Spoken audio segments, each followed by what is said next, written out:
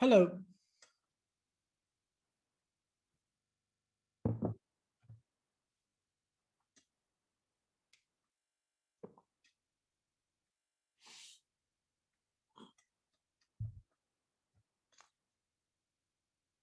Hello. Hello.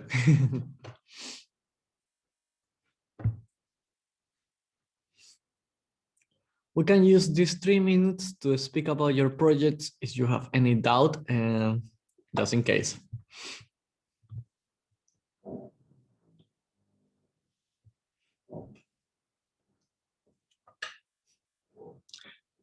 By the way, quick question. Do you hear the drilling noises that I'm hearing right now? Yes or no? And did you hear it yesterday as well? No, I don't hear anything now, but yesterday sometimes there were some noise. Yeah, I don't know. It's like they say, at what time do people in KTH give classes? Yeah, we are gonna fucking build stuff at that particular time. So yeah, that I think that was the reason that I literally my brain made a short circuit and I started to code something that was not supposed to be done, and that's the stage. This was the noise. So I am so sorry for that. Luckily today is a no, we're KTH because we have the big monitors here. But yeah, I will ask Cici if there's gonna start if they're gonna build stuff next week as well. I'm probably gonna move the monitor to my place and do it from there because yes, I do prefer the sidelines. But internet speed in KTH is amazing. When I do classes from home, sometimes it lags a bit. So I still prefer KTH, but I will check with CC today about that issue because I really need that people are concentrated, and especially me myself. I really need silence for next week because that's the most important one for the front end module. Oh, that can happen. Yep, that can happen. By the way, Fiona, especially with my luck.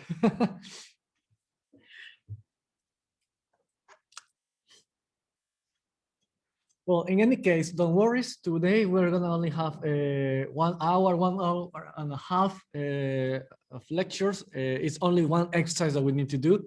I will do it super slowly because I want to explain two different methods and I want to explain them well. So that's why I'm gonna probably take a little bit more of time.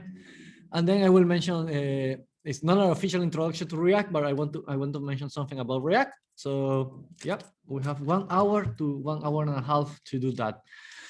Don't worry about the quiz. The quiz is quite easy, to be honest.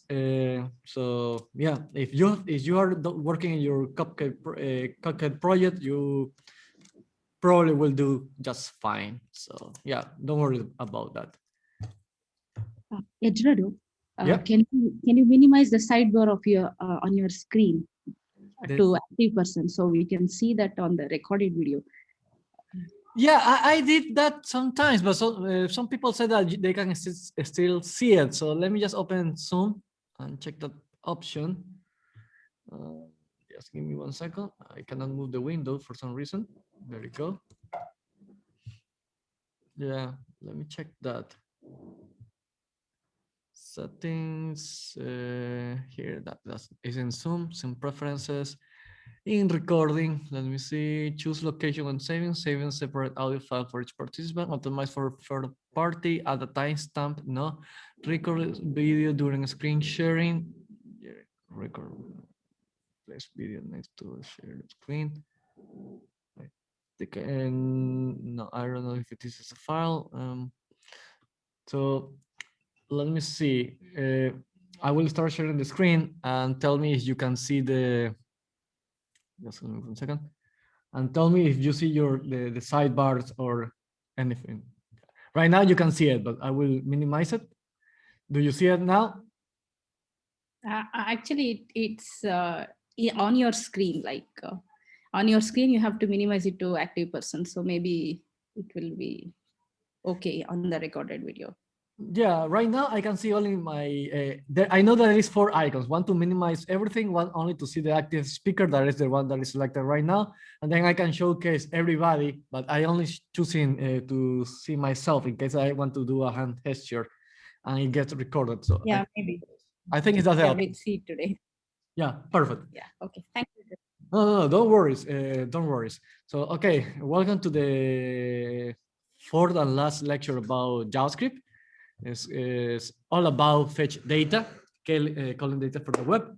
We are gonna only do the method called fetch for getting data. In the next module, that is backend development with Kevena, he will expand on this topic and it will allow you to learn how to not only get data from the server, but also send data to the server and also make requests to update content and even delete content. But to do that, we need to set up a server first so we can test it on a real place. So that's why we moved that content to the backend technologies. So this is important. Backend technologies will assume that everybody dominates React because the projects are written in React, and then they connect to a server using Java. So that's why everything is connected in the SDA somehow. But don't worry about React. React is going to be awesome next week. I promise that. So, okay, let's get going. To call data from the web, we don't need one, but two technologies. But first, okay, I forgot about this slide. First, we're gonna use this website. You don't need to type it. This is on the slides right now, so you can practice on your own during the weekend. This website called JSON placeholder allows you to do calls to their servers, and their servers will return you a lot of data. Like, for example, we're gonna get a to-do list. In fact, that will be our today's example, where you can get an individual task, or you can get the entire list of tasks for a mockup to-do list, and so on and so forth. But to do this, for calling this data from the web, as I mentioned before, we need two technologies. Number one, we need a special JavaScript function called fetch. Fetch allows me to call for data from the web. But this is not enough. We also need something else. And why do we need another technology or JavaScript code? The problem with calling data from the web is that in contrast to loading files from your project folder, when you work it, for example, in Java, or in the Cupcake website where you have all the files inside your project folder, as soon as you say, I need this file, you get the file immediately. Like literally the computer loads information in, I don't even need to say 1/4 of a second. It's literally at the light, as fast as the computer can move electrons around the computer components. So it's literally that fast. So you don't need to worry about information being in or out of sync. But when we call data from the web, number one, we cannot guarantee that the information that the server on the other side is up and running. Number two, regardless of how fast it's on internet, I know that the internet in Sweden is fantastically fast. It still doesn't move at the speed of light. There is a limit of how fast can information travel between your computer, the server, from your computer to the server, and then from the server back. So there was always gonna be a small delay. Even if the delay is so fast that it's less than 1 second, it still takes more than 0.1 trillion zeros one. So it takes some time. So if you try to call data from the web and trying to showcase in the screen immediately, it will fail because the information will not be, JavaScript will try to read the next line of code, but the information is not ready. It's gonna be ready quite soon, but it's not ready at the moment that JavaScript expected. So we need to tell JavaScript somehow, hey, wait until we get confirmation. Wait until we get confirmation that the data is done. Once the server tells us, okay, the data is ready and this is your data, and we get the data, we can start working with the data. So for that, we need to combine fetch with these particular technologies that allow us to wait for this information. In the old times, we used to do callbacks. Callbacks were a horrible way where you needed to put functions over functions over functions. And that was a nightmare to control. So people complained about that and started to create libraries.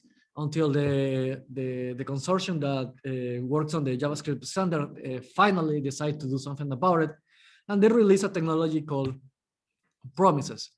Promises allow us to send functions over functions in a more structured way. So at least the process of passing information between functions is more organized. And a couple of years later, they build on top of this and build a new technology called async await that allows us to do the same thing in a much cleaner way. So we're gonna see not one, not two, but the three approaches. We're gonna try to do the fetch and showcase the data immediately. And of course, this will fail, but I will do the fetch only just so you can see that why we don't do that, because it will fail. Then we are going to combine fetch with promises so we can see how to do it correctly and then showcase information on the screen. And finally, we're going to do it for a third and last time, but this time we're going to use async await that in my personal preference is a cleaner method. So, but it's okay if you decide, if you prefer to work with one method or another. And when you reach your group project, the team that you end with will need to decide, you know what, let's say we are 7 people and 5 people feel more comfortable working with promises, then that team will work with promises. If in that team, 4 people, I will answer the question right away, give me a second. In the other team, 4 people out of 7 prefer async await, well, majority rules and you work with a async await. And if that particular team is about 6 people and 8 people, and half of them likes promises better and half of them likes async await more, then you toss a coin and you go with whatever the coin said. So, okay, go ahead, ask me any questions right now. It's about the promise and sync await. From what I understand, promise does literally the same thing as a sync await. It makes sure certain tasks are performed before it actually do the next step. So what's the big difference between both of them? Exactly, good question. And this is why I want to literally teach both approaches. The promise approach is easier to teach. So let's do a pro and cons table.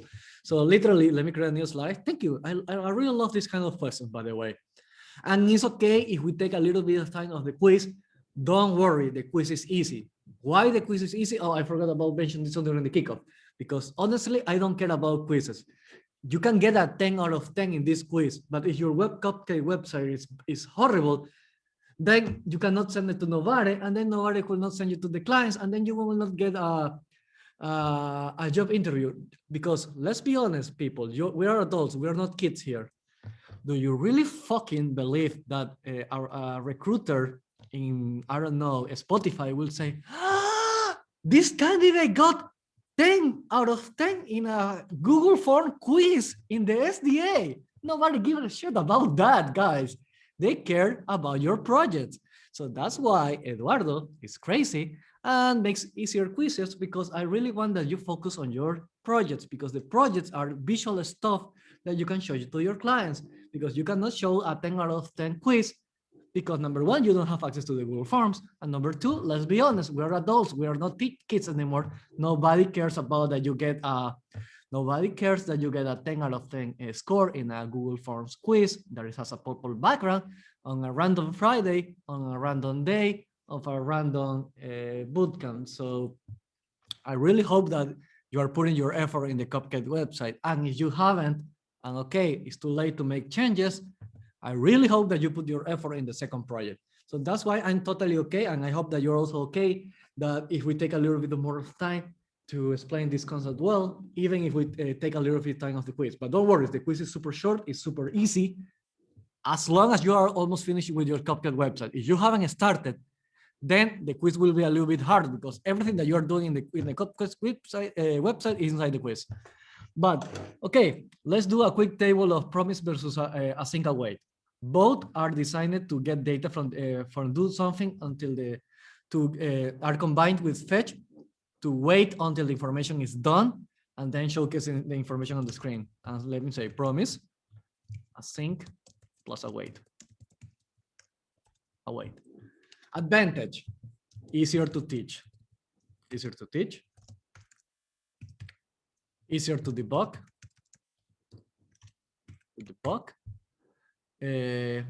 This will be pros. Let me literally pro. Oh, I will paint it in. I will paint it in green. I really hope that nobody actually has some problems watching colors. Cons. The cons of the promise is, yeah. I think somebody make a question. Aren't you going to put a third column with fetch only, or I don't know? No, and I will showcase why. Fetch, as I mentioned, this is why I put this one in two separate parts. Okay. Fetch only takes care of calling the server. That's it. That's the job. But because we know that the server will take time to complete the request, we need to combine this technology with either this one or this one to literally wait until the information is done. Like imagine a traffic, imagine the strict traffic lights. Do we need to wait until it's green so we can move on? So that's what I promise and a single wait will do. And we're gonna see it. And we're gonna see an example. Don't worry. So this can disorganize your code. That's the con of this one. Text color. That's the con. And this is more organized. More organized. It's a bit harder to understand. So supposedly this one is better. In fact, I started to move to this one, but this one is a little bit harder to understand. So that's why I'm gonna give you both examples. And plus, I will showcase a third example with just the fetch only. So I think that this one will become easier to understand once we start working with the project. So let's do a quick example, shall we? Let's create a new folder. You can see my desktop, and I wanna say yes, fetch. We're gonna drag it to the Visual Studio Code.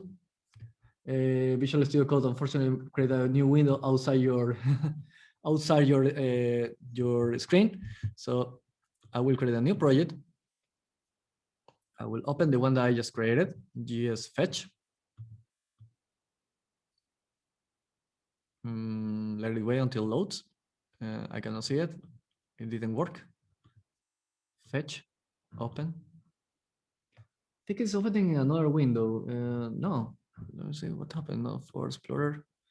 No, Visual Studio is crashing. So let me try again. GS fetch. This folder is empty. That's okay.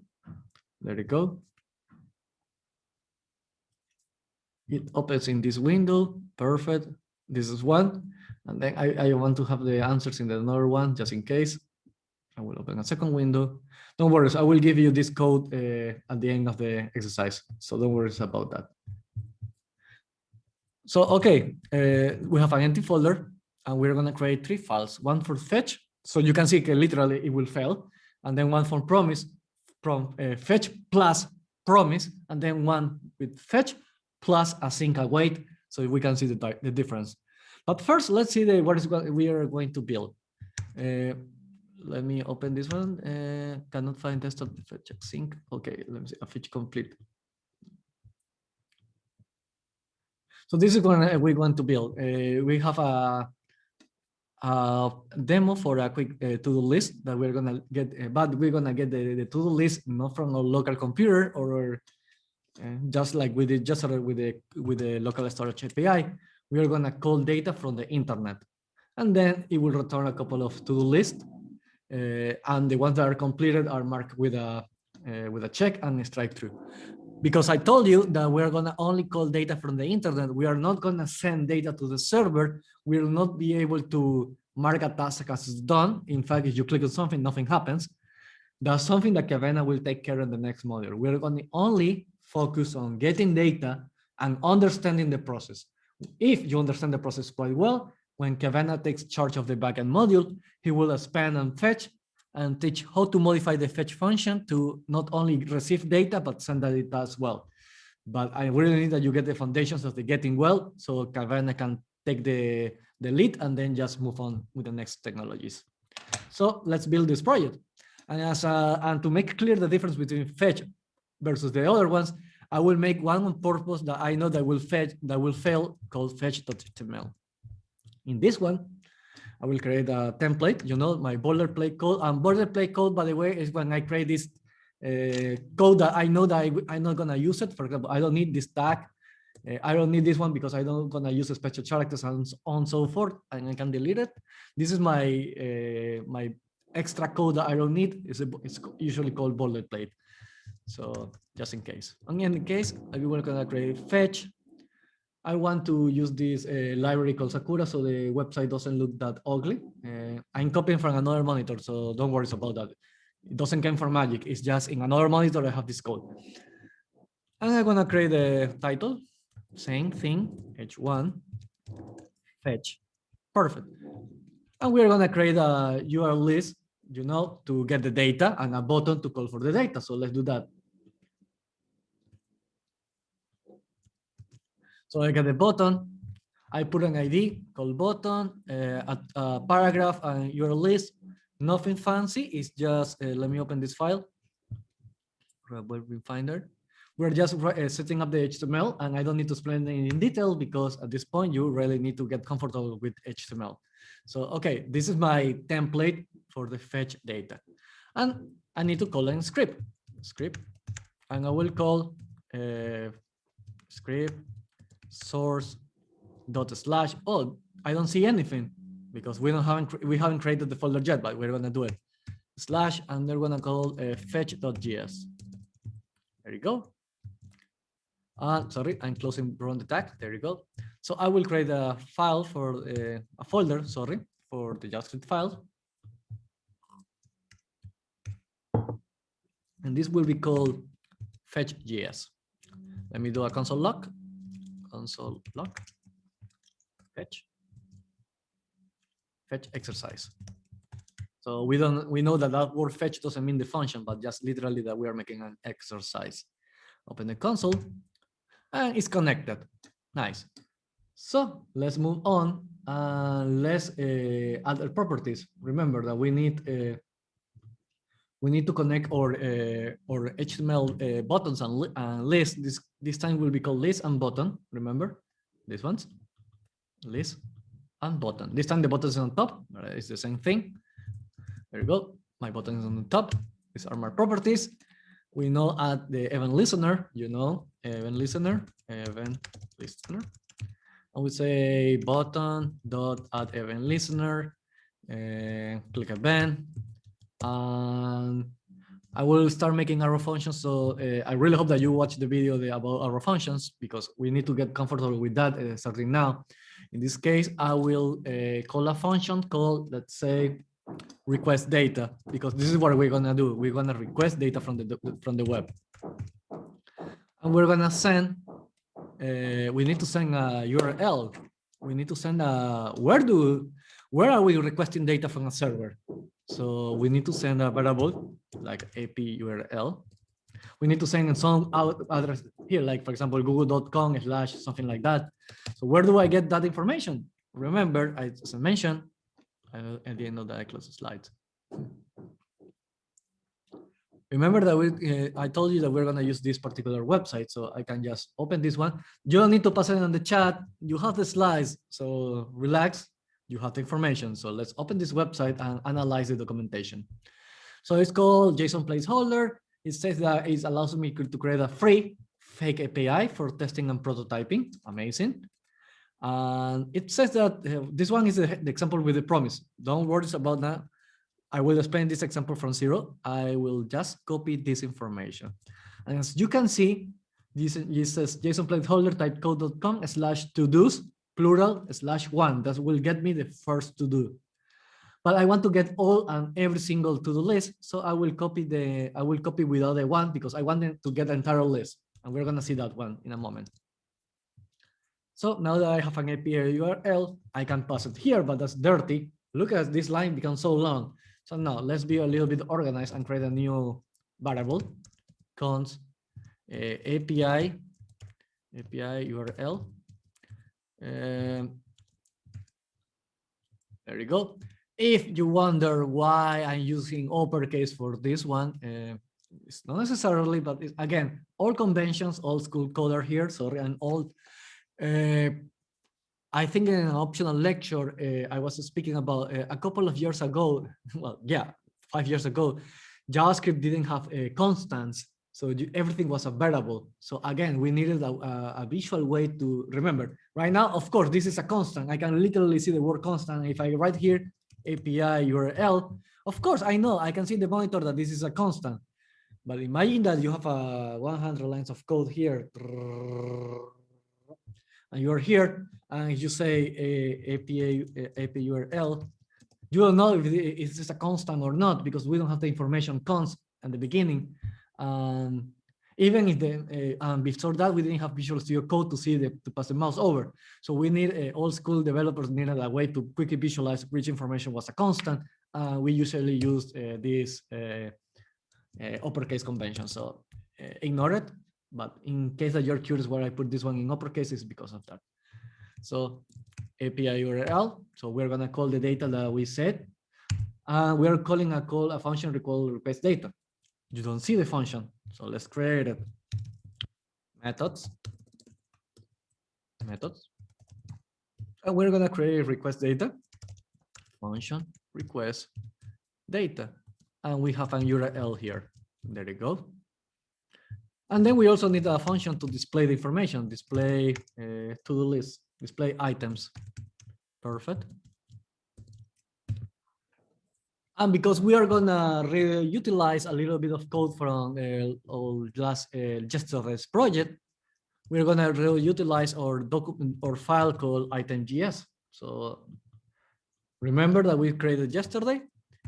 The only difference is that, as I told you, because we are not gonna send data to the server, instead of having an event, passing an event listener to this to mark the item as a check, I will just get from the server if the task is already completed or not. So the only change is I'm getting the title, and instead of getting passing a function to run the event, the click event on the input, and just getting the data that if it's marked or not. And because this is marked, I have a property called input.check based on the status. So this is a Boolean. If this is true, my checkbox will be marked. If not, not.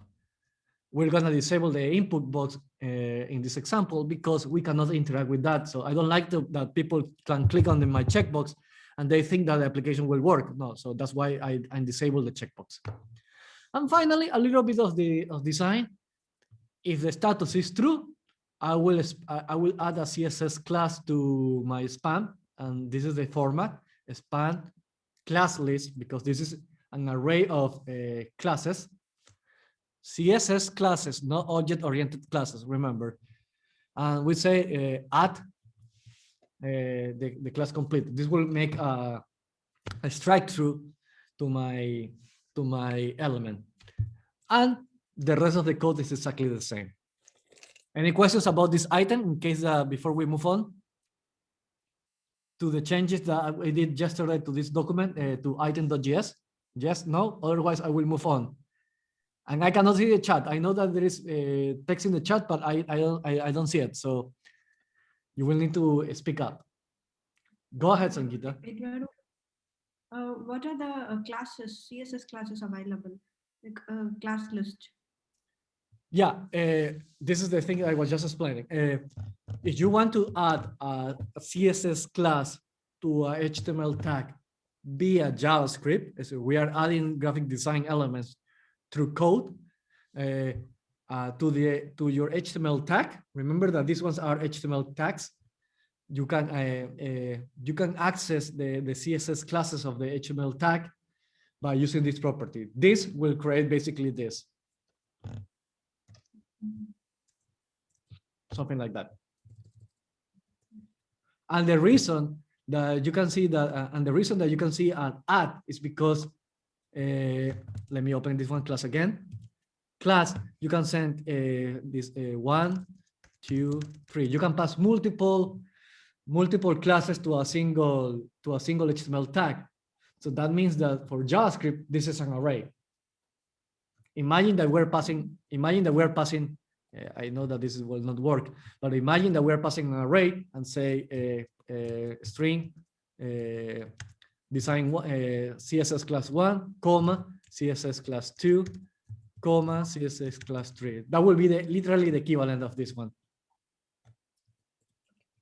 Is there any other classes like a span of the like a class list? Is there any other array list kind of thing to add with the span? I did not understand. Can you go again? Sorry. We have a class list to add a list of array items into it.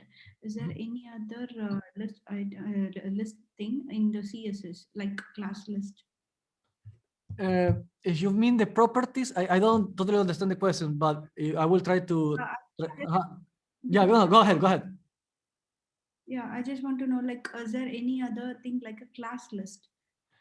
You mean properties? You mean properties? Okay, yeah, you can research that about, for example, let's do. This is a nice resource, and this is a good question.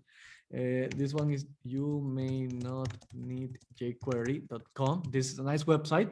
We're gonna go a little bit off topic, but don't worry. I'm okay with that. So, for example, let me say CSS. There you go. So if you can explain, you can see that you can do, for example, if you want to add an element, is class list.add. If you want to remove it, is remove.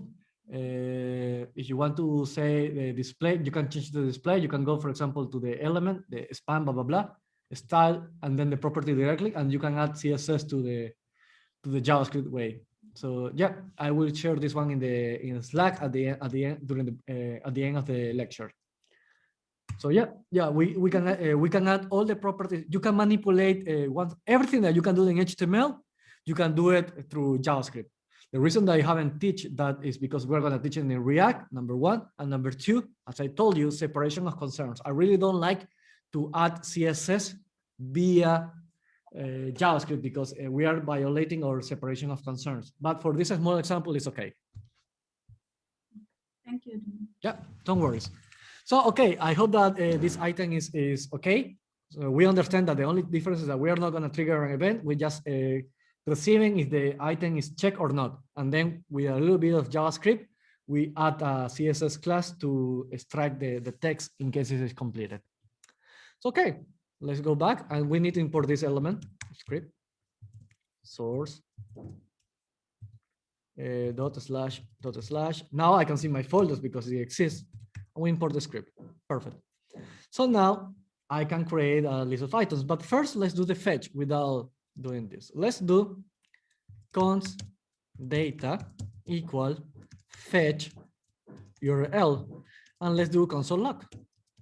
Console log. Hello, this is my data. Two columns, and in the next line, console log data. And now you can see the data becomes from dark purple to light purple because it's active. We know that we don't call this function right now. So for now, we know that it's empty. So let's test this element. We are fetching. Remember, let's go to our slides. We are doing this. So, oops, I didn't meant to move this one. We are doing this without connecting any of these two. So let's see what is happening. I will close this one. I will go open Visual Studio. I will put this code side by side. We know the HTML, so I can skip it. I will move my window here. So we need to call, remember, nothing will happen because we are not calling my, my element. Oh no, yes, I'm connecting with the button. As soon as I press the button, this function will run. So let's test this out. Open this one on this Rebellion Finder. Fetch, and we can see it. I will close this one. I will close this one. So we know that this button is connected to this event. We are sending the request data using an arrow function to send the URL here. And we know that we are using fetch here. So here, I literally here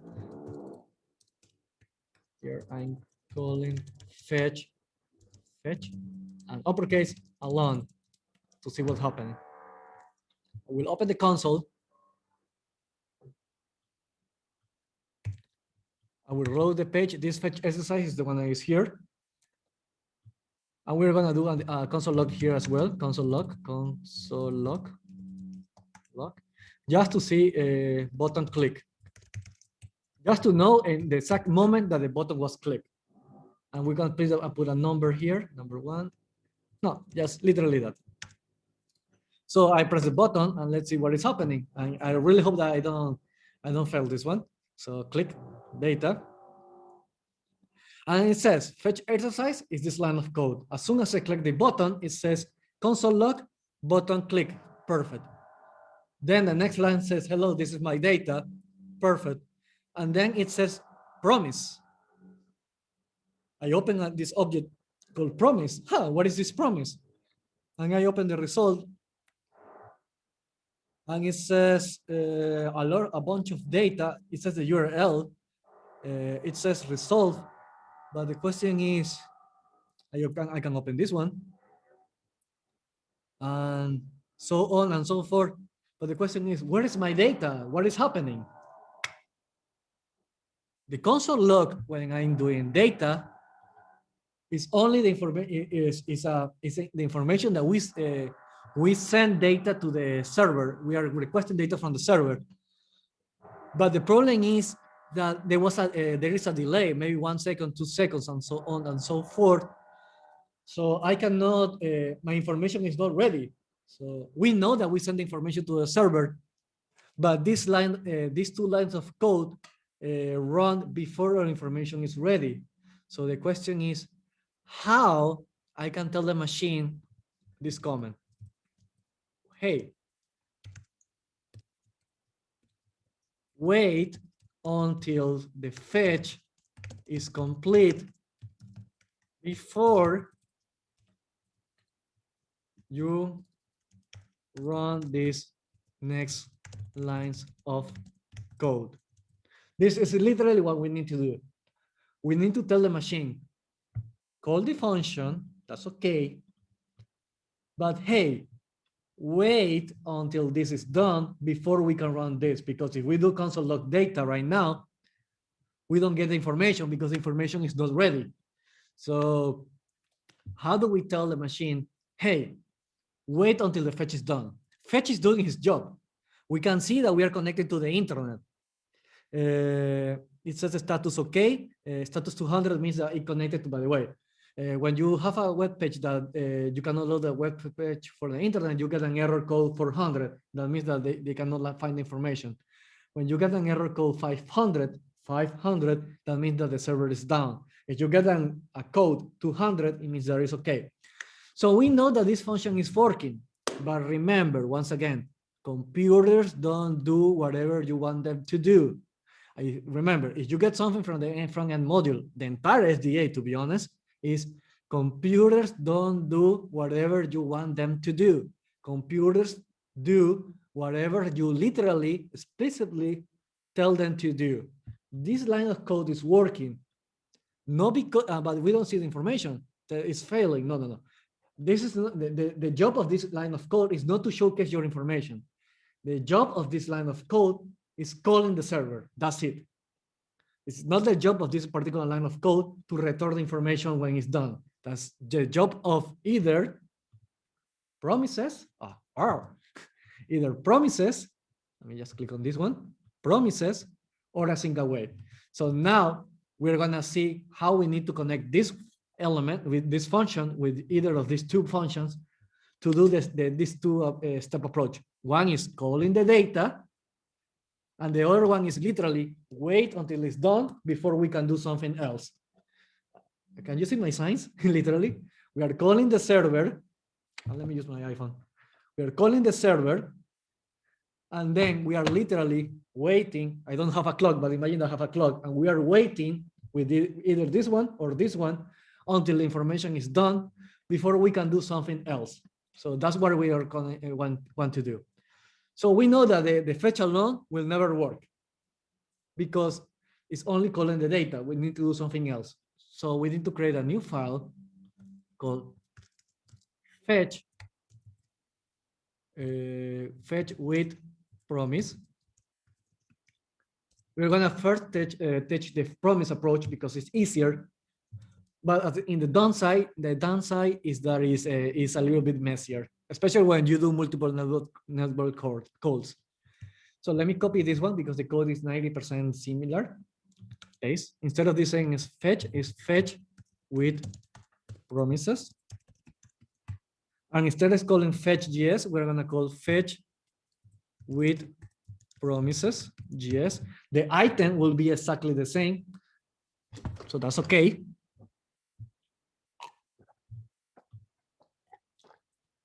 We're gonna create this file. New file. I can well, fetch with promises.js. And we can paste the code because it's very similar. We are gonna say now fetch with promises exercise. I know that it sounds super tedious, but that's how you can revise your code later and see that it's the same thing. So we're gonna delete this because we know that this is not working at all. So we're gonna say just console log, button click it. This is the only line of code that literally we know that it works. So let's test this file so far. I know that we don't have code, but fetch with promise. So we have the file, the fetch, that we know that doesn't work. We have the fetch with promise. We'll open the console. And get data and button clicks. But so far we don't have nothing more. So let's write the code to make our promise work. So let's minimize this. So in this one, we are going to use a different approach. We are not going to create a constant variable data. We are going to do directly, we're going to do fetch. What we're going to fetch? We're going to fetch this URL. Now, I hope that you hear me without these trails. And now we are gonna do the literally the thing that we said, wait. So we're gonna tell the machine, when this information is ready, then literally, then we can open a function. So this function will run once this one is complete. So it's like a train with a literally. Let me open a train. Eduardo, isn't it fetch API underscore URL or? Oh, okay. Why I'm using this one is because from this one I pasting from this one, and in this one this is the argument. So this is the name of my variable, and this is just the argument. Oh, okay, yeah. Yeah, but no, it's okay. It's okay. You can make this kind of question. This is important. That let me put a toy train. Yeah, toy train. I promise that it will make a sense in a second. So let me just save this image. I know that it sounds stupid, but I promise that there is a reason for this one, for explaining the then function. I promise.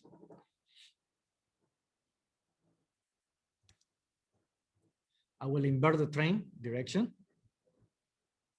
So we are literally doing that.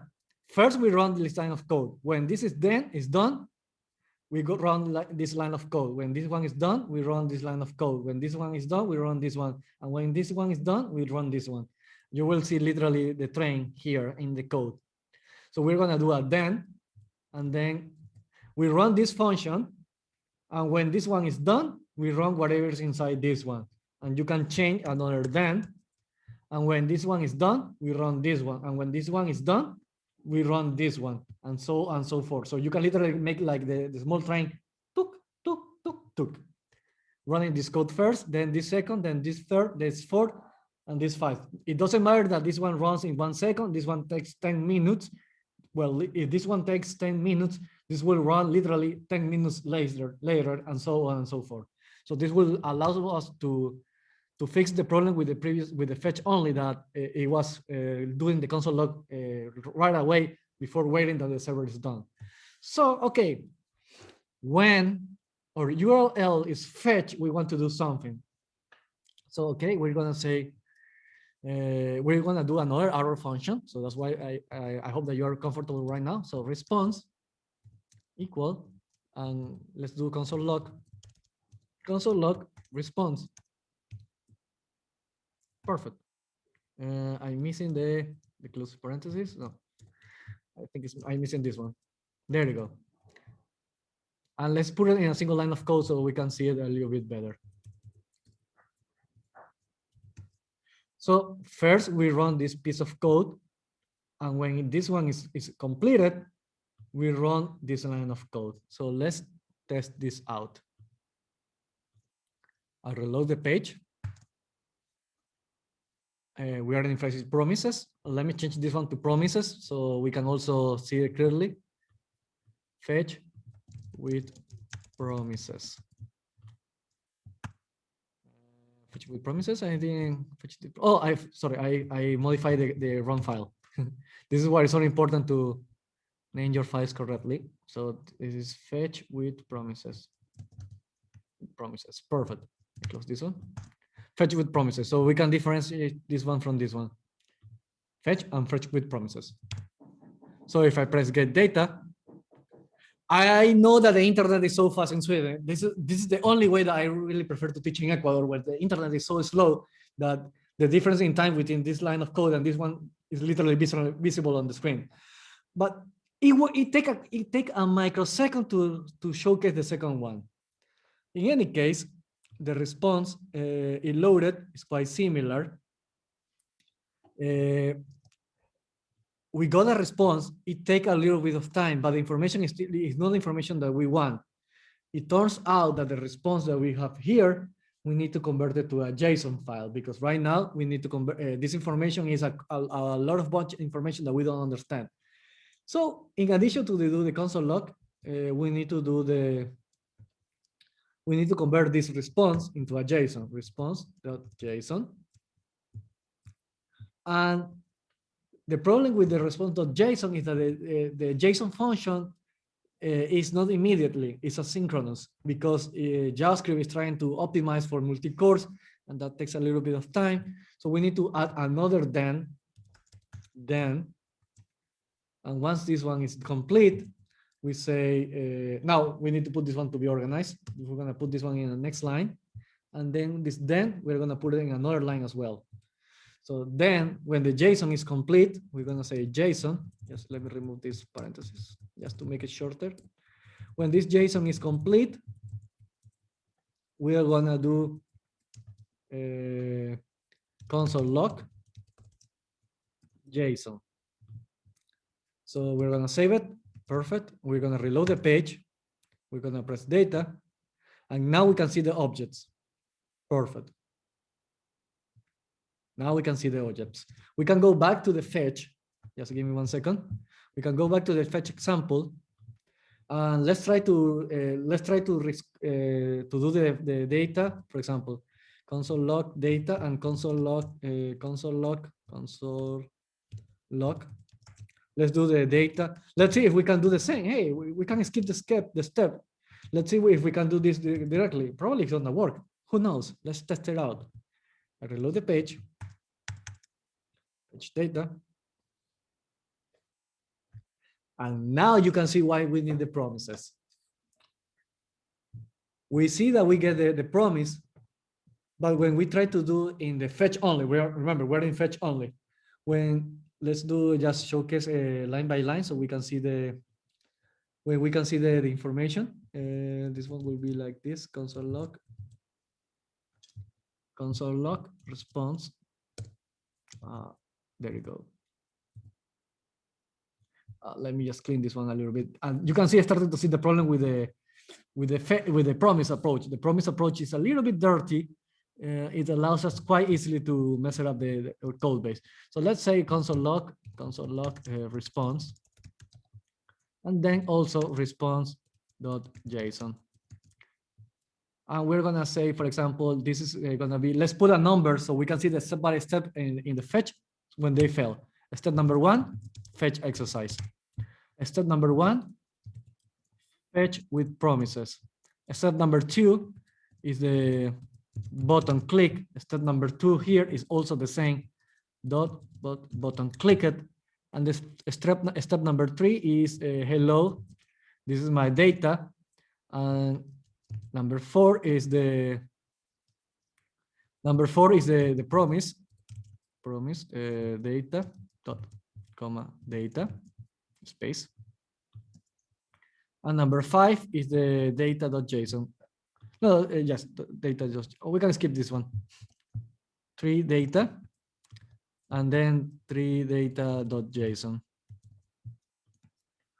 So we have the fetch. The first when we open the file, then when we click the button, we have another console log. Then we're gonna call. We're gonna just see the data from the server, and then we're gonna convert the data from the server to a JSON that we can manipulate. And we're gonna do the same with the promise. First, as soon as we open the page, we see the fetch. Then when we click the button, we see the console log from the click. Then we're gonna do the number 3. This will be the equivalent of this one. We're gonna see 3, response. In this one, we can call it a response. We can even use the same name so you feel more comfortable. It's okay, and call response. Perfect. And now we can see response console log, response 4 dot. Eduardo, you miss an S somewhere in the second one. And which one? In the second one, what? Yeah, response. Response, console log response. Next one. Yes. Thank you. And this one as well, response. Yeah, and this one is response. Thank you so much.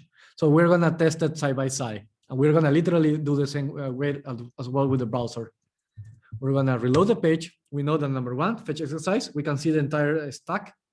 This is called a stack when you literally see 1, 1, 2, 2, 2, 2, the process. Fetch data. Number 1 works. Fetch exercise. Number 2 is the button click. Perfect. The third, we get this is the information from that we're sending from the sending to the server. The server is a promise that we're gonna send the data to the server, but we cannot convert this data from the JSON because it's undefined. What is happening? This line of code, the data JSON, is running before the server returns information. Right now, the internet is so fast that we see the console logs immediately. But imagine that we're in a super slow internet connection. This line of code will run first before the fetch is complete, and because the response is because this line is not ready yet, this line of code will be undefined in this particular point of time. So that's the problem without using something to when we use fetch alone. These lines of code will run before this one is actually complete. So our code is running out of sync. So that's why we need to tell the machine, first do this. Then when this information is ready, convert it to JSON.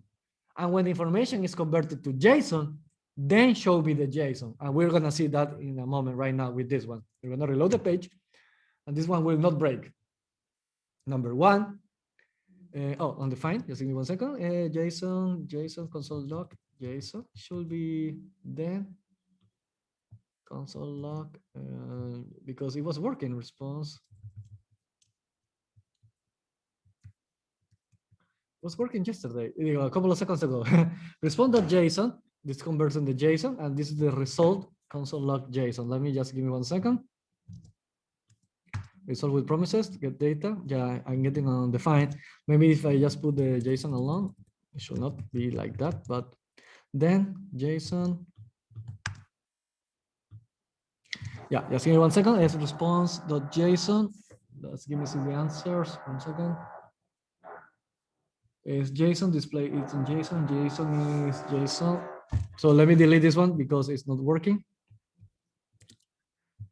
Console log is response is then response to JSON. Okay, and when this one is done, is JSON arrow function, and then console log JSON. Should be like that. To be honest, it should be like that. Let's give me 1 second. Fetch data. It's still undefined, huh? JSON request data URL. Yeah, go ahead. Response.json. If you remove that response.json, it will work. I don't hear you. Can you go again? Sorry. Initially we were using like fetch URL dot then response, and then the arrow function we logging the response, and after that dot then JSON console dot log JSON. Yeah, let me Initially create. the response to the function was not there. Okay, yeah, let me create it again. To be honest, the noise doesn't allow me to concentrate. It's really annoying. So just give me 1 second. I will create the process again. So when this one is done, it will be a response and then arrow function response to JSON. There you go. And I can put this one in the next line. And when this one is done, I'm gonna do another then, and we're gonna say JSON arrow function console log JSON. This is supposed to work. Let me test it once again. Yeah, now I can see it. So now that we have the function working, let me try to add the console logs again. Yes. Fetch URL. I will explain the lines in a moment. Don't worry. URL, and now I will do a then response. Once we have the response, we run a couple of lines of code. We're gonna do a console log number 3 dot space comma response, and then we're gonna do no, don't autocorrect me, and then we're gonna do response dot JSON. Perfect. And when this one is done as well, we're gonna do a then. I think that as soon as I do the console log, it's breaking for this one. So I think I need to do a return here, but it's okay. Let me just try one more time. And then when this one is done, JSON arrow function console log JSON. Let's test it out. And let me just delete this one because comment this one. Yeah, it's because of this console log is messing the stuff up. And just let me delete this one. There you go. Perfect. It's basically the same. Yeah. So yeah, okay. Now this one will work. So we get the step number 1, then the step number 2, and then we can skip one step and go directly, and we get our to-do list. So as you can see, this is the train analogy that I was mentioning a couple of seconds ago. You first run this line of code. When this line of code is done, then we run this code. Remember, this is an arrow function. So we run whatever is inside the then. And when this information is complete, we go to the next line of code. And remember, we need to convert our response from computer code into a JSON that we can understand. So this is what this line of code is response.json. But the problem with response.json is that the response.json is asynchronous. What I mean by asynchronous is that the machine, because parsing JSON can take a lot of time. The machine doesn't know if you get 1 item or 1,000 or 1 billion items. So the browsers are optimizing the JSON code and trying to make it asynchronous to divide the workload between multiple processors, so on and so forth. That's super technical. We can skip it, but the thing is that we need to tell the machine when the JSON is done, then show it on the screen, because this step takes a couple of seconds. So that's the promise. And now that we know that information is done, we can pass it to the display items. So we can literally, instead of saying a console log, we can say display items. Display items. And now we can do here, it's just a simple for loop. Let E equals 0. E less than the JSON. JSON dot length. There you go. E plus plus. And then we can do list.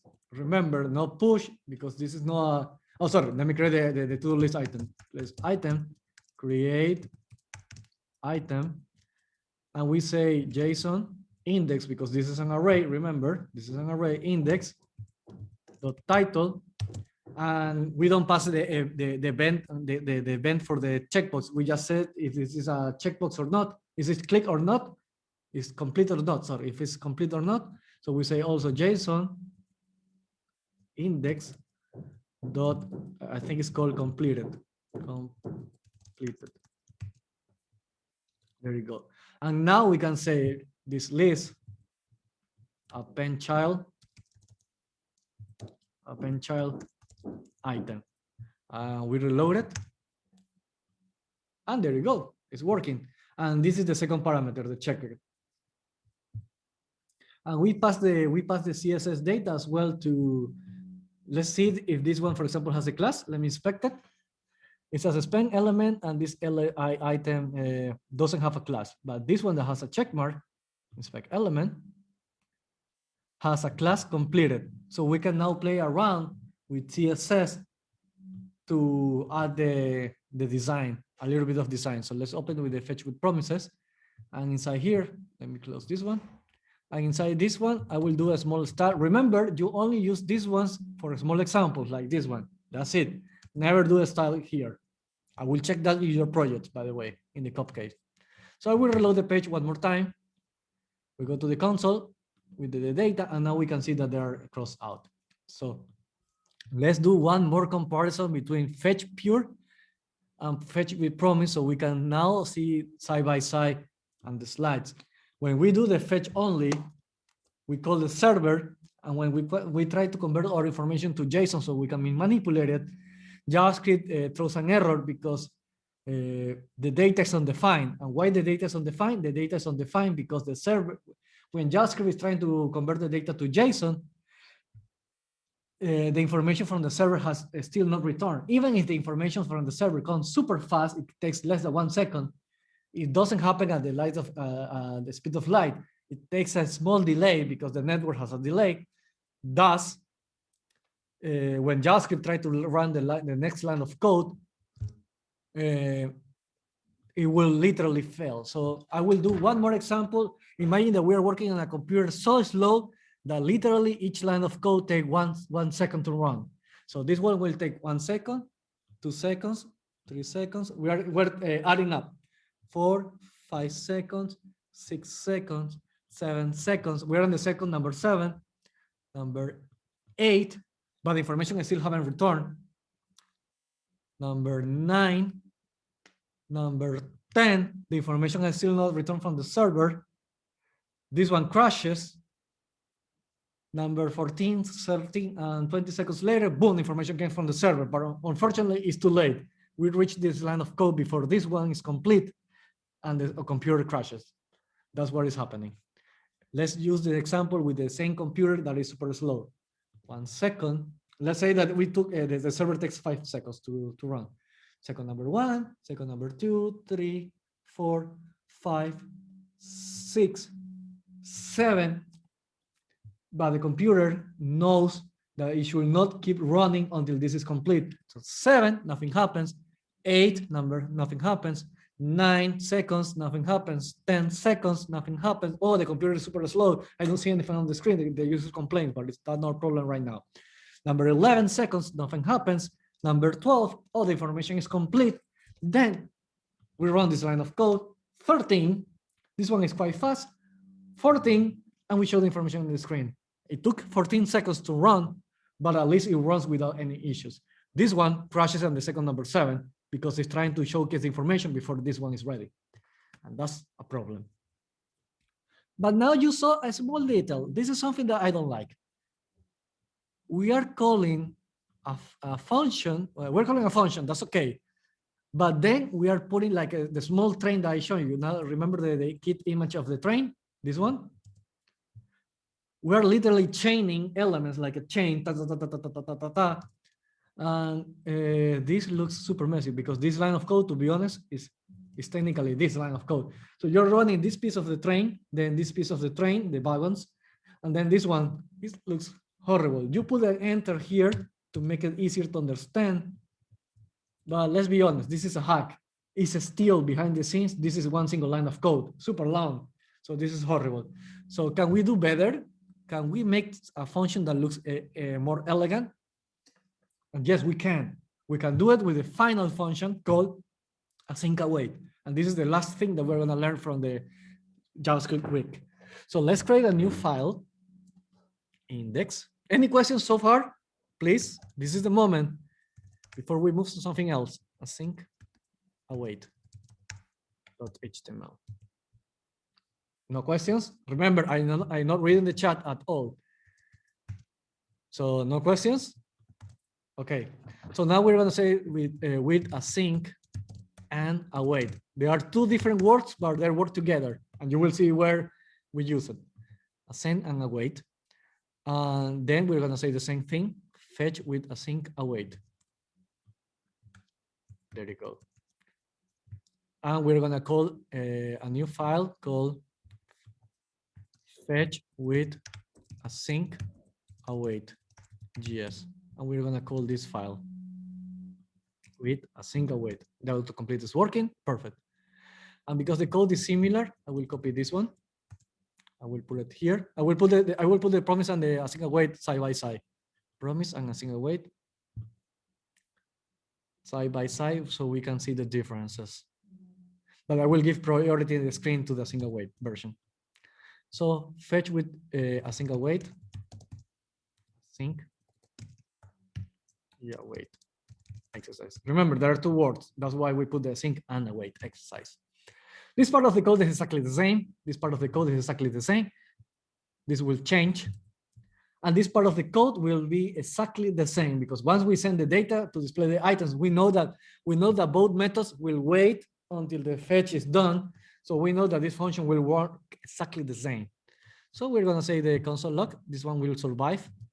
Button click. Let's test it out so far.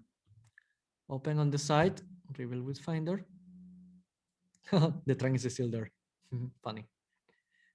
Ciao train, bye train. Async await, let me open it. Reveal in Finder, async await. So because we know that the fetch doesn't work at all, I will close it and we'll only get on the screen these two elements. And let's open the console. Blah, blah, blah, blah, blah, blah, blah, blah. I get data, button click, but we don't have any code yet, so that's not normal. So I just want to know that this is working, and let me reload the page. This is also working, perfect. So let's code the async await version, shall we? Let me close this one. Remember, focus only, oh, there you go. Focus only on the thing on the right. Oh no, let me write the first code and then we'll do the comparison. So we can focus entirely on this one. So, okay, now we're gonna work in a little bit more organized fashion. First of all, we need to tell the machine that this particular function will not run in sync. What I mean by sync, remember the example of an old computer? Let me put the timer so we can showcase the example of a really slow computer. We were saying this line of code, you can see this line of code runs in 1 second. Then this line of code runs in the second, blah, blah, blah, blah, blah, blah. Well, this one will literally, the machine, when we reach this function, the machine will understand that this function, once we enter this function, we should not do anything else until the information is done. So how do we tell the machine that we prepare for this kind of situations? How do we tell the machine, hey, literally, hey, the contents inside here will run at different time / speed, comma, be aware of it, JavaScript or JavaScript. Hey JavaScript, we're speaking with the computer. Yes, we are that crazy. Hey JavaScript, comma, the content inside this function will run at different speed. Be aware of it. So how do we tell this message to JavaScript? Quite simple. We tell that by literally writing the word async here. So we're telling the machine that this particular function is special, it's different to other functions, because this one will run content that will run at different times. This is super important. So, okay, we did that. Now the next step is, let's call the fetch. Const response equal, and this is important, we know that this is the particular line of code that takes time to complete. So how do we tell the machine? Again, hey, this is the code that I was telling you that takes time to complete. How do we tell the machine, hey, this is literally the piece of code that we know that it's going to run slow. Please wait and don't run anything else until this is complete. We can do that by literally saying the word await. Imagine that we're saying wait, but unfortunately it's not wait, it's await. Await for this fetch URL. Perfect. So the code will not, the rest of the code will stop until this information is done. That's beautiful.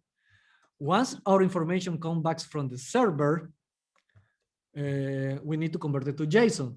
But we also know that the JSON takes time to complete. We also know that the JSON takes time in the computer to complete. So we can say also, hey, this code also, let me put more emphasis, also takes time to complete. Wait as well. So we need to do the same. So it's quite simple. We do the same thing. We do const JSON equals await response.json. What is happening? We're telling the machine, hey, this function is special. It's super special. This function will have code that can run out of sync. So be prepared, JavaScript. Okay, I will be prepared. And then we tell here, hey, JavaScript, this is the code that I was telling you that will take time. We know that it takes time to complete. So please, as soon as we run this kind of code, don't do anything else until it's done. Okay, we don't, JavaScript doesn't do anything done until this one is complete. Once it's complete, we say, hey, this code also takes time to complete. So wait as well. And JavaScript will say, okay, I will wait until this one is complete. When we start with doing this, we'll also wait until this one is complete. And then when we want just go back to normal speed, we say, okay, JavaScript. Everything that we needed to wait, everything that needed time to complete is done. Go back to normal. Go back to normal. And how do we go back to normal? Simple. We just literally write normal code. Console log JSON. Let's test it out. I will remove the comments. Once you remove the comments, you will see that this one is quite clean. So let's put this one side by side to compare. Get data. It works. I will reload the page here. Get data. Is the object are loading. Perfect. But we need to display the items. So we can also go back to the code and say display items JSON. And we don't need to be worried about that if the elements are completed or not, because we know that this code runs once this one is completed. So let's reload the page. And there you go. They work exactly the same. I will remove the comments just for 1 second so we can see the difference of the code base side by side. Now we can compare fetch against promises. I will make the text, the font size a little bit smaller so we can focus and remember, we only focus on this code. This is the code that changed here, and this is the code that changed here. So as you can see, this is the only difference. In fact, I will minimize this one so you don't see it. There you go. I will put on purpose this one super on the bottom so we can only see the methods. So I will put this one in line 50, each one. So we are on the equal space, line 50. 50. Perfect. We'll move to scroll here. We'll scroll here. I will highlight the difference. It's this one. And I will highlight the difference in this one. No, I don't need to highlight it because now you can see only this particular code. And we will put this one here a little bit to the right. There you go. So now you can see the difference between this one and this one. This one looks shorter because literally shorter. It's one line of code. But the problem is that you are making a function.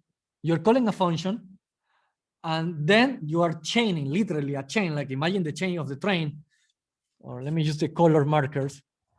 You're making a function, and then you're putting another function, and then you're putting another function. And as you can see that this marker is about to fall off, this will happen with your code. At one point, your code will fall off if you're trying to do too much stuff. So for small exercises, this is okay. For more complex projects, I will recommend that take the time and practice the single await version because it's more concise, better organized. But don't worry, I know that this is easier to teach, but the problem is that this one is as soon as you're trying to do too much, I see a lot of people making then, and like 5 thens. That's too much complicated stuff. This one is more organized. So questions? I need to ask you one question in general. This is a permission, I think, if we consider as in the local network, if you suppose like this. If you'd like to look out of the local network, can we use the best for a syncs way between the web and the server, right? Because as you know, the of the network using the session between and that way, I think this is good. From my opinion, I don't know if I am correct. A synchronization is the good, better other way regarding for the security and regarding for the also to make session between the web and server, right? Yes, 100% right. So yes, get used to start using asynchronous methods or promises as well, because next week in React, we're gonna do projects where we need to fetch information from the API and show it to the customer. And the next step will be to start adding security authentication. That will be in the backend, not in my module. So you will move on with your knowledge and build on. To be honest, I need to ask Kevena which of the two methods he's gonna use in his module. He can choose whatever he wants. So I will ask him if it's training with promises or a single wait. So I will get you an answer on Monday. So if Kavana says with promises, then I will tell you, okay, practice promises more. Or if Kavana says I will gonna use a single wait, I will tell you practice a single wait more. But I will tell you practice both. In my personal preference, I do prefer to have this one because it's more organized. It's more organized. So yeah, any more questions? Yeah, Sangeeta, go ahead, please. Eduardo, the fetch, the normal thing like fetch with promises will get fail if we have more functions in it, and if the function takes more time, like a different time and a different speed, it will get break, right? It will fail. If you mean if that if information takes too long, it will fail. That's the question. Okay. Yeah. If the content will run at a different time and speed, the fetch with promises will get fail. And in case of fetch with async, it will await. Like it will wait. No. In fact, both methods will take. Let's say that this function, this connection to the server takes 10 seconds. So let me literally put my chronograph in my computer. So let's go with it. Let's go from the top. No problems. No problems. This is why we are here to learn. So let me open just one at a time. So we know that this fetch takes 10 seconds to complete. So we're gonna say we run the code, we open the computer, and this run immediately. Then this one takes 10 seconds. But the problem is that in this example, JavaScript will not wait until the 10 seconds. It will run this line of code, and the program will crash.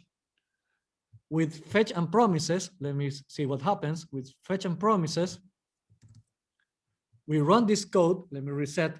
We run this code. We know that takes 10 seconds, and the machine will literally do what we are doing right now. Nothing. It says 9, 10. Now it runs this line of code. Let's say that this line of code, takes 5 more seconds. We don't do anything until it's 20. There you go, 20. We stop, and then we run this line of code. So no, the computer will wait for until it's done. So don't worry. Both promise and a single wait will wait for your code is ready. So yeah, both will work. Anything else, like if you have Yeah. more functions. And if you have more If you functions, have more functions in it, the fetch with we'll wait for each of them. it will fail. Yeah. So yeah, no, don't worry about timing. Don't worry, it will never fail. That being said, we open the question. Okay, what happens if actually the server is down? Are my programs gonna crash forever? Like will we wait forever? Don't worry.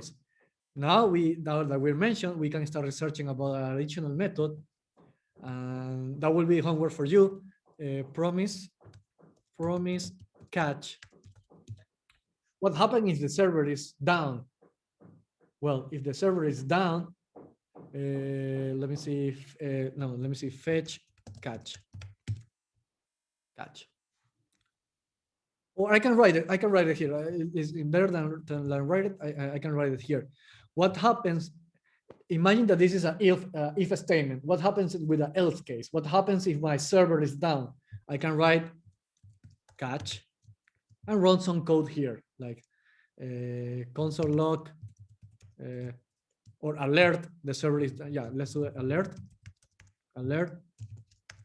the server is down. And let me put the dot here, there you go. We can do a catch to say what happens if the server is down. You can say, you can put a catch, like literally the equivalent of a else, or a try catch in the blah blah blah blah blah blah in the Java world, when you were trying with the try catch and so on and so forth. So yeah, if the server fails, you can do something else in that particular case. That's a catch. And for the async await, unfortunately, is wrapped up into try catch blocks, just like Java. You know, the try blah blah blah try catch. Unfortunately, this messes up your code. So yeah, but it is what it is. So you can research about. I will put it in your slide so you can research about it. I will put it here. I don't see anything. So thank you for that question, because even if that was not a particular question, it leads us to this important topic. Catch will be the else stays the else if the server fails. And in sorry, this one goes here because it's in the promise. It's not on the fetch. I will put it here with a beautiful small font. Small font, 24. And this one will be the try catch. Yes, go Nicholas. Sorry, I just wanted to say for your await, you can on the line you can do the catch. Sorry, if you go back to your Visual Studio Code, you don't have to wrap it in a block. Oh, okay. Yeah, tell me. So on the async await, the const response await fetch. You up there at the end of that, you should be able to do a dot catch. Dot catch here, and run the catch here as well. Yeah, that makes sense. Yes, and then you would run a arrow function. It's just yes. Yeah, perfect. Yeah, just something extra. Yeah, that's wonderful. All just you can put. Let me just write it here, and let me put it here. I like that. Thank you. Or let me put another or catch in the fetch. That technically is the same thing as that we are doing. It's similar to the one that we are doing here, because it's like removing these ones as well. So yeah, perfect. Yep. There you go. I have a broader question. Yeah. Are there any other use cases for fetch promises or fetch async await? Yeah, when we call literally, this is the perfect example. Let me show you the ones that we are doing right now. we remember with the fetch, if we want to call the server, yeah, we send presentation in the SDA about baby codes. Don't ask about that. No, but I mean, besides taking information from a server, like what other use cases? Yeah. In fact, inside it? this exercise, we just did that exercise. Let's say that instead of calling the data from the server, our client or customer has gave you a list of, I don't know, maybe it's an e-commerce site and they have a strict catalog. They don't need to update it. So they give you a JSON data. So for example, info.json. And this JSON has not 1, not 10, not 100, but 50,000 items. I know that it's better to use a database, but just let's roll with this example. It has 50,000 items. Imagine you are trying to work in your web page with either a single or promise. With both will work. Imagine that as soon as you're trying to import the JSON, the machine literally freezes because it's trying to load the information. With a single wait, you can say, hey, load information from the JSON, but don't freeze the computer. Let's keep the other CPU cores working until that call is done, and then call me even if it's 1 minute later and tell me when information is done, and then we can keep working with information, because otherwise the machine will freeze. So that will be an example of a single wait. So you can tell the machine, keep doing the rest of the work until this is done. But I see that as being the same category, like you're fetching data. Yeah, but what I'm trying to say is you use the asynchronous to tell the machine run this code either after one particular line of code is working, or in parallel, and don't stop the computer until just because of one particular task. So yeah, that will be the scenarios. And especially the most important one is the one that we're working here is wait until something that is heavy is done. Don't try to run the next line of code until this particular information is done. And if you are if you are processing this information, please don't crash the browser. We may be able to do something else meanwhile while we are waiting for the information. So these are two scenarios where we can use the promise system, the promise or the single wait. But the biggest scenario is literally wait until the information is done. Don't run the rest of the code until this information is done. That's why I use this first example, because this is the most important one. Did that answer the question? Yeah, I think so. I was thinking if there were any other things, maybe more complex algorithms or definitely they are. Yeah, as I told you, we have two different scenarios. Let me open a new slide. We have two scenarios. Let me see what is the one. Scenario number one, that is the one that I teach today, that is the easy one, is don't run the rest of the code until this particular task is done. This is scenario number one. Scenario one is this one, and we're gonna say examples. Call a server. Another scenario is wait until big JSON, if JSON is converted to an array, to a JavaScript array, There you go. And JSON is uppercase because JSON is uppercase and JavaScript is a name. So there you go. So this is scenario number one, and this is the most common scenario. That's why we teach the SDA.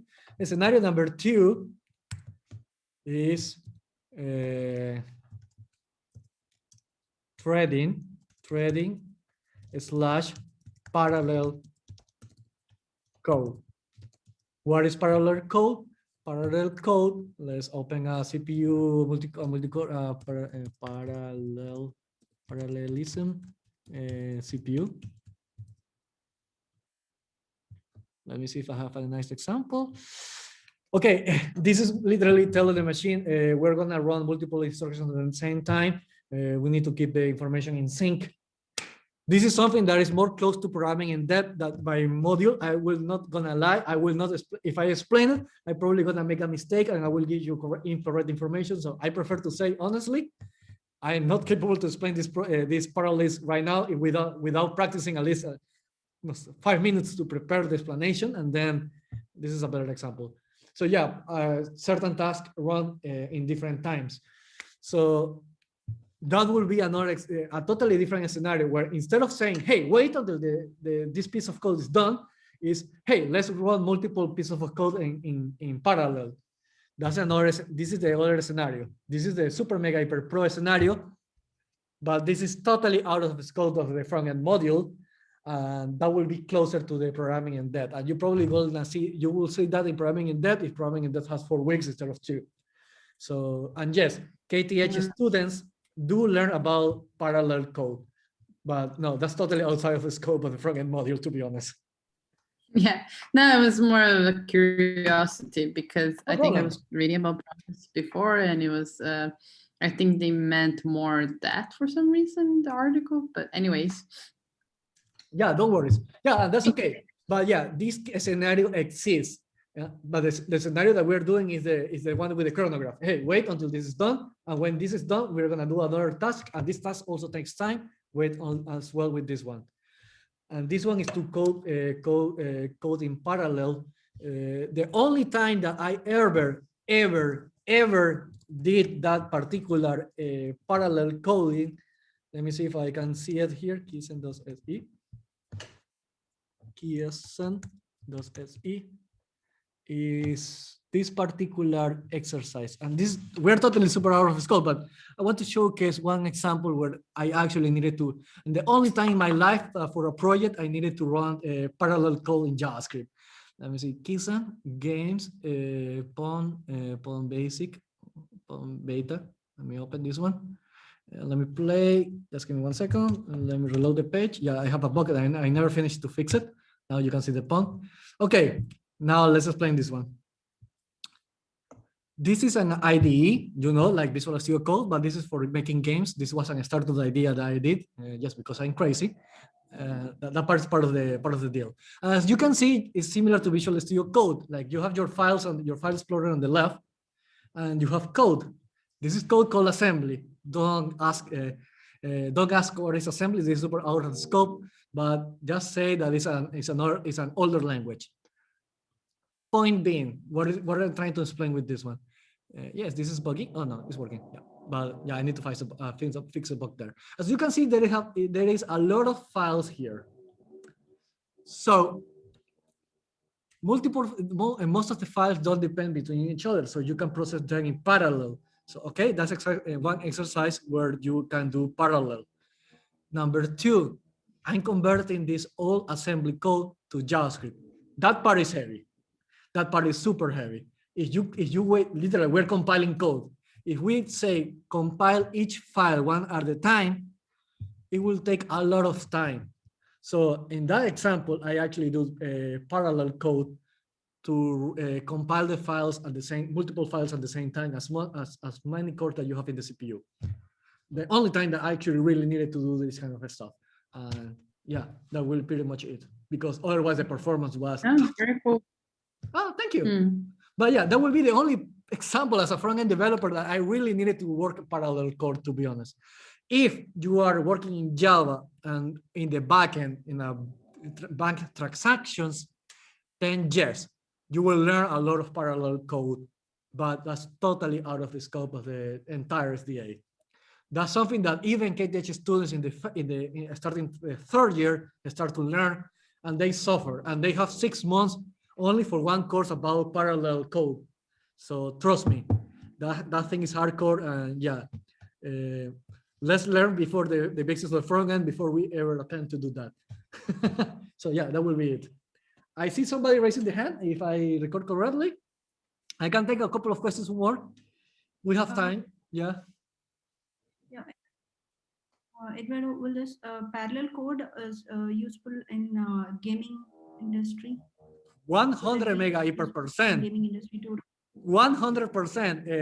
The gaming industry, and I think that if I learned to code, to be honest, it was by making video games. Video games are the most complex piece of coding that you can ever do. If you can make video games, you can make any kind of application. Why? Quite simple. I know that the web nowadays is a total multimedia experience, but this is a normal web page, the traditional web page. Let's forget for 1 second about YouTube. There is a video website, but this is a website, and you can see that it's only text and graphics. That's it. I will close this application. This is app number 1. A web page is text plus pictures. App number 2 is a music player. Now you are adding sound. Good for you. Now let's open a video. Let me open a video. App number 3, a video. Zoom. Oh, we have the videos that we did for the printer. This is a video. This is QuickTime. The app is called QuickTime.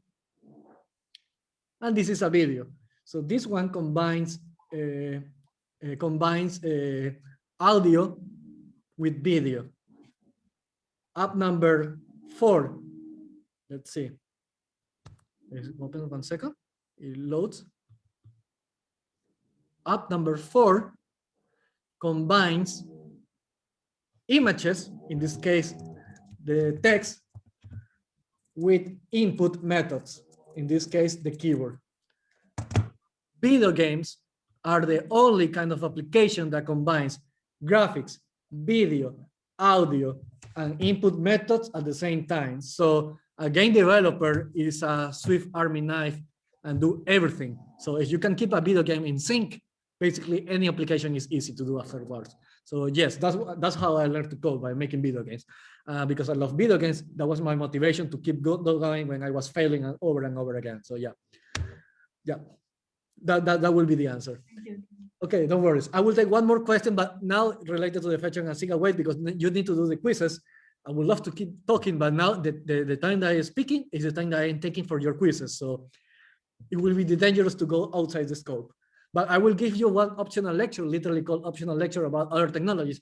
And in that one, bring food, because we're gonna stay a lot of time talking about off topic, because literally that lecture is about that. So I will take as many questions as needed, but only related to fetch promises or fetch with a single wait. Excuse me, only one question. What Related? about the capacity? Yeah. Yes. What about the capacity of the data? Can we check the size of data before we do this process? Sorry, can you again? You say, can you process the data before we show it on the screen? That was the question. Or the size of data or the capacity of data? Capacity of data. For example, let's say that the database has 1 million registers and you don't want to bring everything at the same time because it's too heavy, right? Right. Perfect. Yeah, that's called, good question. That's called pagination. Let me search pagination. And let me just showcase a quick example using the JSON place it. This one, let me open this website, open link. So if I run this code, this is the code using, and this one is using promises. I really hope that at this time you can realize that this is promise. If I run this code, you can see that there is a parameter called 1, and I run the code, it will only bring 1 to-do item. So you can send variables in the URL, and you can also send, if you can send 1 variable, you can probably send 2 variables. And if you can send 2 variables, and you have a table, and now you can, I think that you can start getting where I'm going to. Let me open a table so we can follow along this example. To-do list. If we have a table and we can paste 2 variables, we can do the trick of pagination. Pagination will say, bring items starting from 3, variable number 1, starting point, to number 6, ending point. So the machine will be smart enough to only bring you items 3, 4, 5, and 6 before, instead of trying bring the entire table. So you can tell the machine, go to this table in the database and bring the items from this number until this number, and this is called a range, and this can be called also pagination. So yes, you can do that. And Cabana will teach you that in the backend, but for that we need a backend so we can practice. So yeah. Perfect. Now, I will not take more questions because before we leave to the quizzes, don't worry, the quizzes are slow. I need to speak about the content for next week. So let's do a small kickoff from React. Pagination, if you want to research about it. Pagination. So just let me open the browser 1 second. I will open Chrome because I really hate that when I say, don't worry about that. The first thing that you do in the chat is to copy the links. I say, don't copy on the links. So I will literally just 1 second move my browser. I need to open a web page without you allowing you to see the link. So I will use Chrome just for that. So just give me 1 second. We got the introduction. I have the link. This is Chrome. Let me see if I can put it on the full screen. I think that this one is okay. You know what? You are not babies. You're adults. I will treat you as adults. So please don't copy the URL. I will unlock this content on Saturday. So don't focus on the link. In fact, I can hide it. There you go. There you go. So starting Saturday, this weekend, you will start reading about these articles of React. I spent the last 2 weeks writing these ones, and I sent them to the students from the 8th iteration, and they got the positive feedback, and they give me corrections to improve it. React is a complex topic, so I will do my best to explain it as easy as possible. And this is important. Originally, I wanted to unlock this content today on Friday, but I don't want to create a gap between the people that are already sending me yesterday and night. A couple of people already sent me the links, plural. There were more than one. They send me the links for the Copycat website, and I don't want to pressure people saying, oh, some people are starting to learn React, and some people are still doing the Copycat website. So the people that are doing the Copycat website will feel the pressure, and will start making the thing faster and doing badly, just so they can catch up. So I do prefer I will unlock this content tomorrow in the morning, so everybody can start at the same pace. But in any case, I need to explain about this. So, okay, first of all, what is React? React is a library, a JavaScript library that is designed to make high-performance JavaScript applications. Yesterday, we saw the problem. With the Copycat website, you already noticed one problem. I asked you to put the same header in every single page, and that's a lot of duplication of code. You literally need to copy paste the header and the footer in each page. And if the client says, you know what, I don't want this header, I want to change the design, you need to change the design in 4 pages. And if the website has 20 pages, that's a pain. So advantage number 1 of these front-end libraries is modularization that allows to literally import a piece of HTML file that only represents the header in all your files. So you can create one header and then import it inside the web page. That's super modular, so that's one advantage. Advantage number 2 is the synchronization of information. Remember that yesterday, at one point in the project, we have 2 arrays that we needed to keep in sync in different parts of the application. Well, there is something called the state that is literally a different way to keep information in sync. So that's advantage number 2, and we saw that problem yesterday. Problem number 3 is performance. We mentioned during the first lecture of JavaScript that when JavaScript needs to update information, it goes in this tree. Remember this tree? I can show you because I have the slides. Like if the information is here, I go here, it's not here, blah, blah, blah, blah, blah. That takes a lot of time. And to be honest, it's a stupid system. React has a better system called the virtual DOM that will be outside the scope of but I put a couple of links in these articles where you will learn what is the virtual DOM. So you have 3 advantages. Number 1, modular pages. So you don't need to repeat your HTML. Number 2, keep information in sync. And number 3, performance. You can make your applications faster using React. Okay, because React is, don't worry, this introduction will be done again on Monday, super bigger and in depth, but I just want to give you some insights for the weekend, so you don't read this article scored Turkey. You get some information from the beginning. This will be the article that I will unlock today, tomorrow morning in the SDA, where it starts with a quick introduction of what is React, the explanation that I just did today. It will show you that we are going to cover 5 topics in React. The introduction, the thing that I'm doing right away. Then how to make your pages modular, the thing that I told you that you can import the header and import the footer, is called components in React. Then we're going to speak about how to get information in sync. Remember the point number 2 that we were talking about is called stage management. Then we are going to learn how to make events. We know about the events in buttons and forms in JavaScript, but in React it's different. So we're going to learn how to do the React way.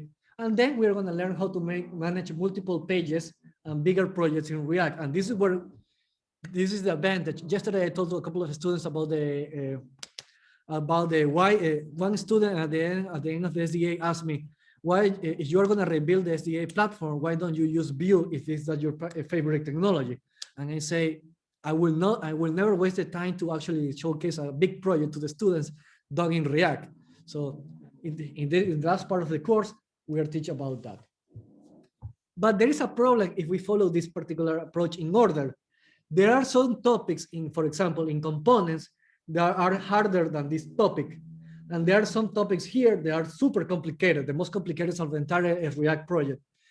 So instead of teaching this topic, then this topic, then this topic, then this topic, even if this topic is super easy, it's easier than this topic, and then this topic, I'm gonna mix and match, and I'm gonna go some topics from here, then some topics from here, then some topics from here and here, then topics from here, and then we're gonna go back here.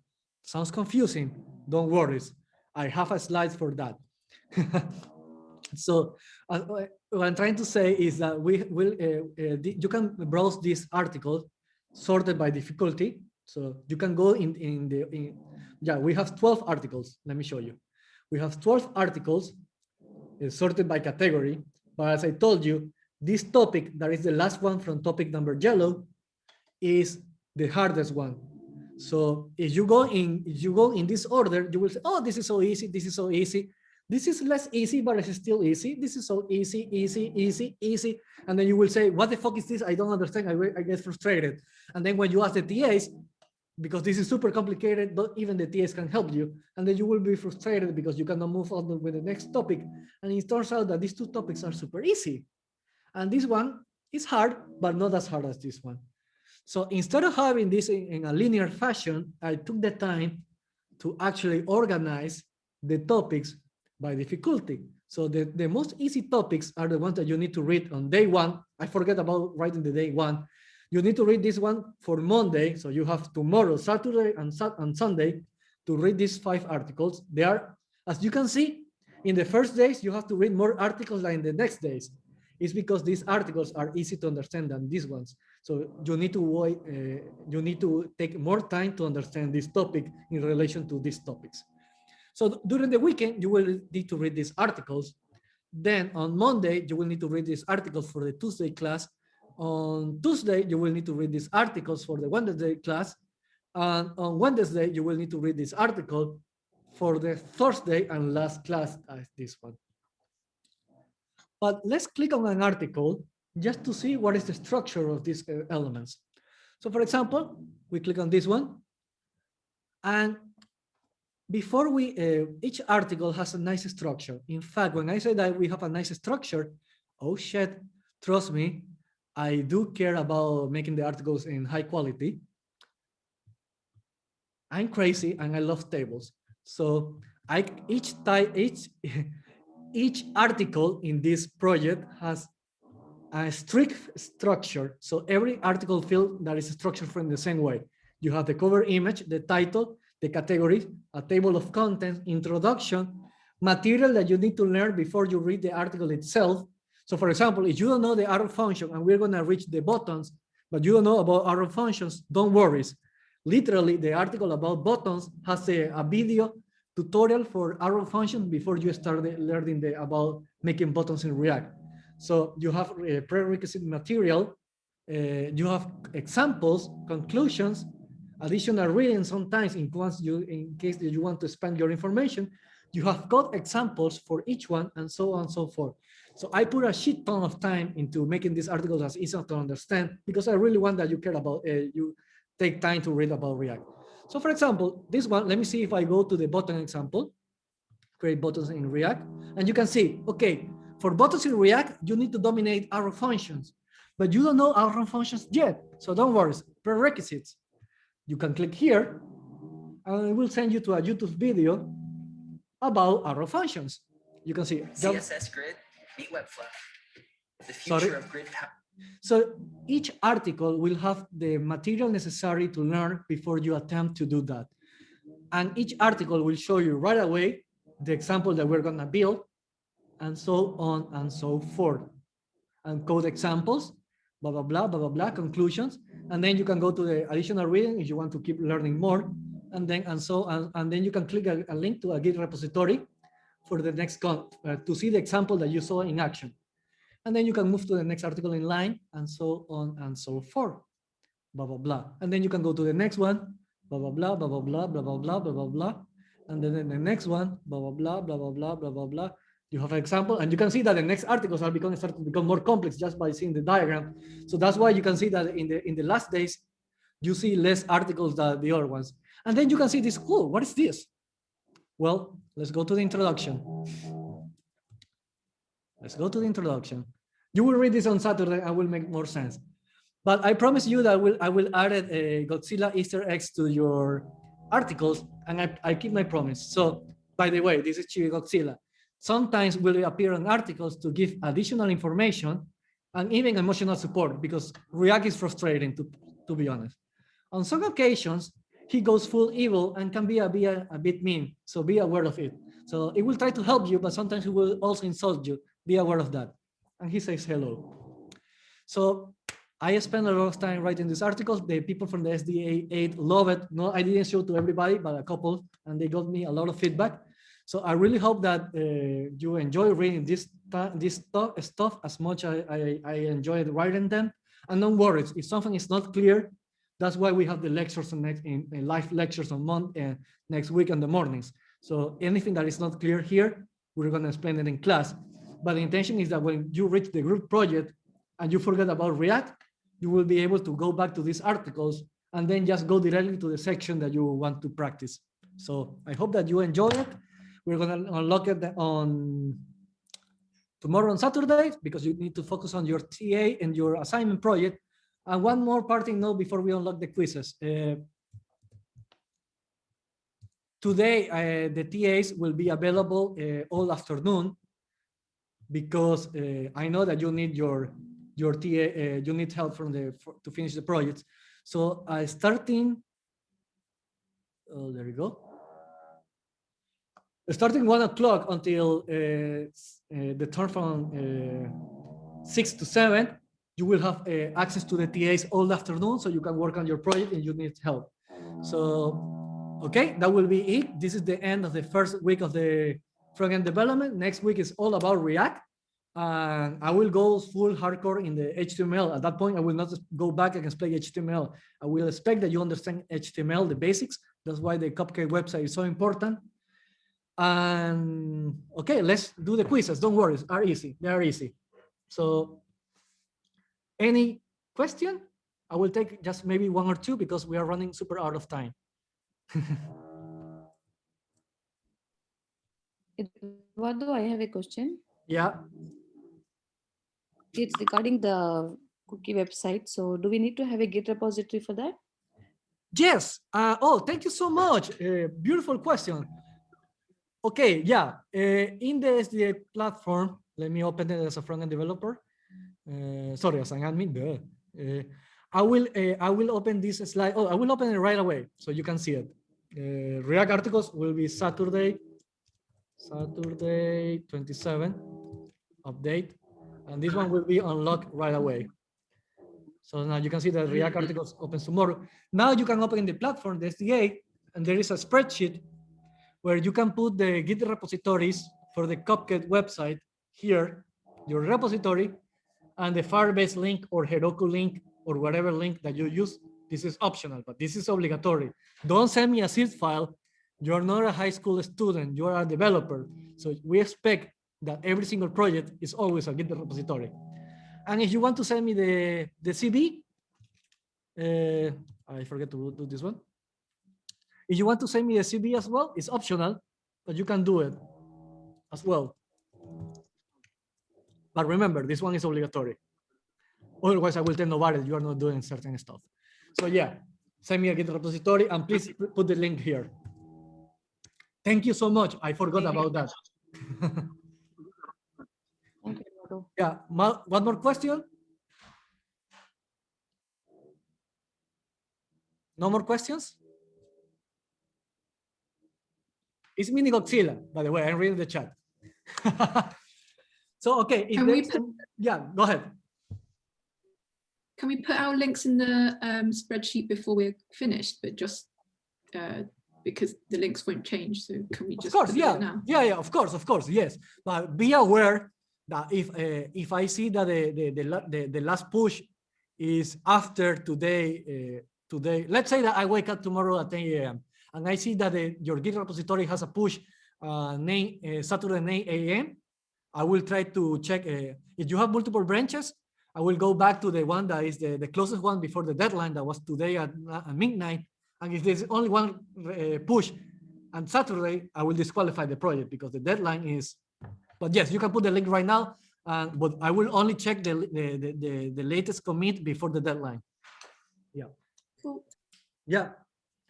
Something else? No? Then let's wrap it up. Quiz is easy. Don't worry. I hope so. It's easy for me. I hope that this is for you as well. But yeah, if you have any doubts about the quiz, we can speak on Monday. And don't worry, I will do a much better explanation of React